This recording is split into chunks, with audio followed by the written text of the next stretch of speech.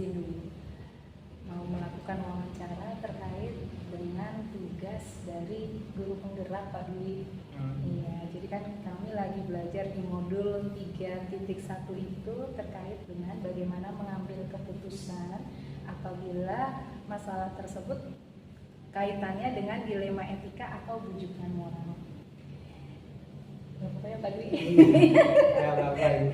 Iya. Jadi untuk yang pertama ini Pak Dwi ya. Bagaimana pendapat Pak Dwi terkait dengan mengidentifikasi kasus-kasus yang merupakan dilema etika atau bujukan moral? Ya. Jadi dilema itu kan biasanya ada dua hal yang menjadi suatu pertimbangan ya, atau suatu standar ya.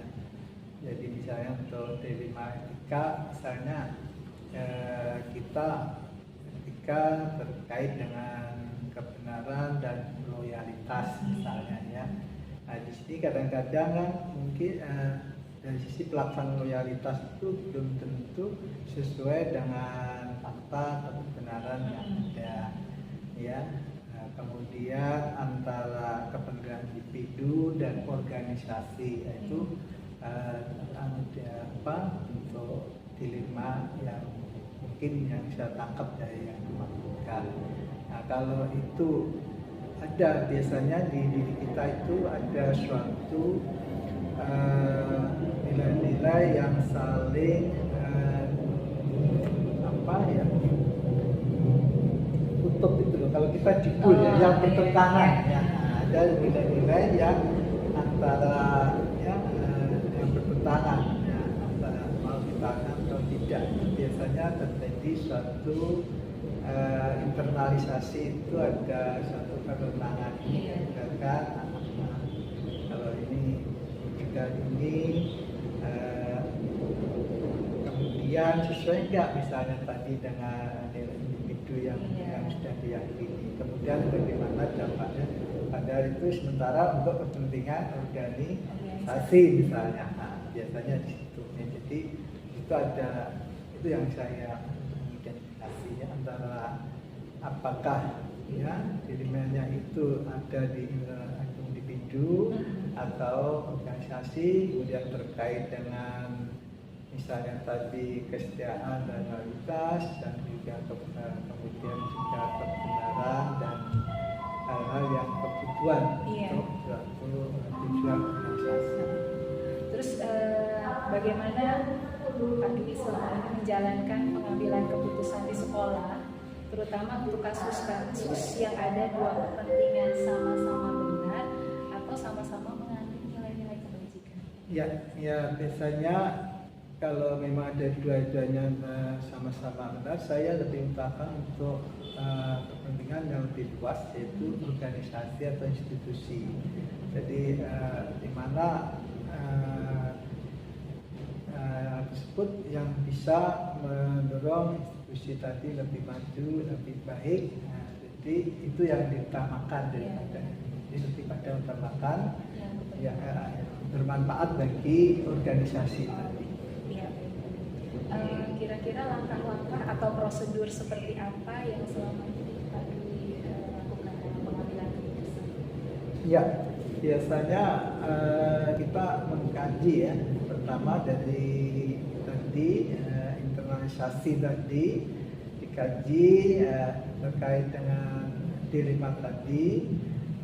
Kemudian setelah kita kaji dalam rangka untuk mengetahui kira-kira ada nggak hal positif yang kemudian berdampak pada lembaga, kemudian hal negatif apa yang berdampak.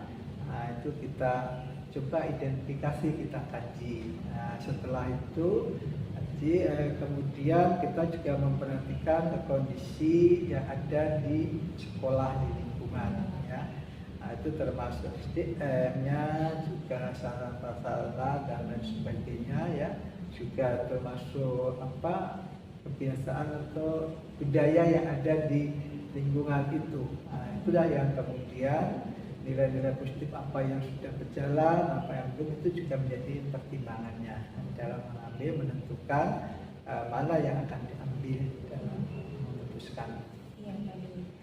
Kira-kira hal-hal apa saja yang selama ini Pak Dwi anggap efektif dalam pengambilan keputusan pada kasus-kasus dilema etika?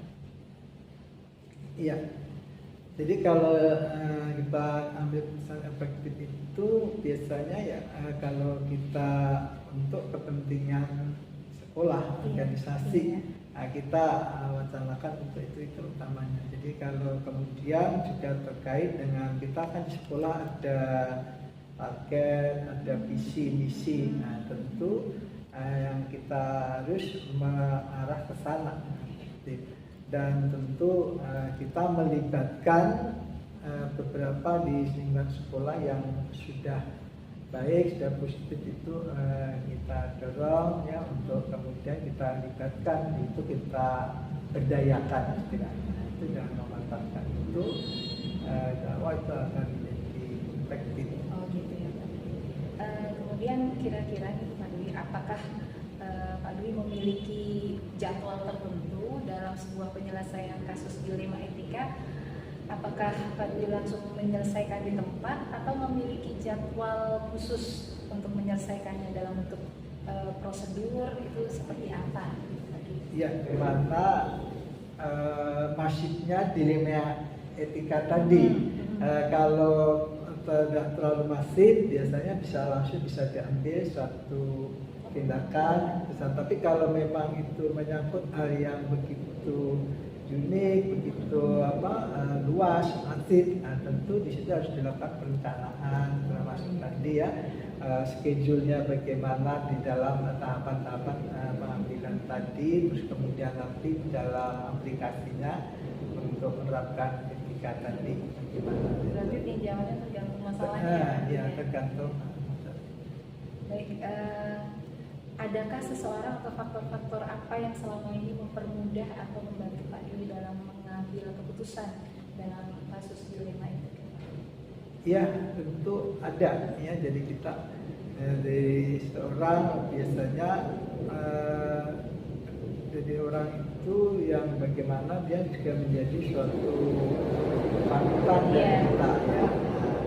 Yang kedua terkait juga kalau kita di lingkungan sekolah itu juga berhubungan dengan kebijakan yang akan kita ambil, kewenangan ya, ada orang itu yang kemudian bisa support tidak terhadap yang tadi. Nah, kalau itu ada ya itu kemudian juga menjadi mempengaruhi dan mengambil satu keputusan. Juga termasuk dalam ini kita juga mempertimbangkan pelaksanaan nanti aktivitasnya terkait dengan lingkungan regulasi dan dukungan baik dari internal maupun eksternal.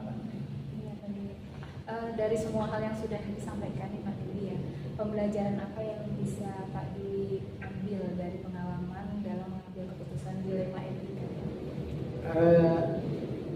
Hidup ini tampaknya terus dinamis. Iya. Jadi kita senantiasa harus jadi ya untuk bekerja atau mungkin di sekolah ini ya kita sebagai pembelajar ya. Jadi artinya setiap saat, setiap waktu di mana tempat itu senantiasa ada dinamika tadi yang kemudian bisa memunculkan dilema etika tadi. Nah, itulah dinamika ada di sini. Hal yang bisa penting ya kita harus selalu mengupdate, belajar, kemudian juga mengendapkan sesuatu, merenung ya untuk memahami, kemudian juga mengcompare dengan situasi kondisi. Jadi ya baik Pak Dwi, kelihatannya ini 8 pertanyaan sudah semua nih Pak Dwi. Iya. Terima kasih atas waktunya.